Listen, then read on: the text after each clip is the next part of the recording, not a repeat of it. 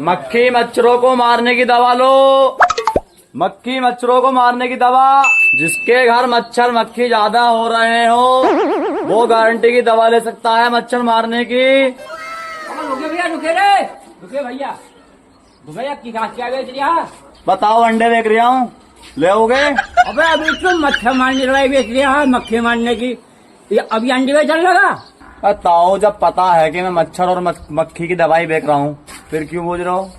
अबे भैया सीधी कह रहे क्या मच्छर मारने की?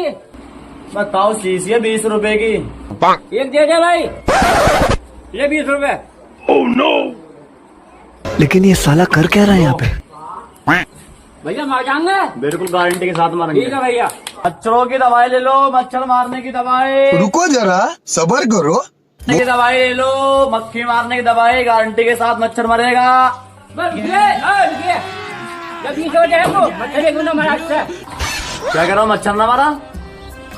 गारंटी की दवाई है, ये मच्छर मारा है इससे।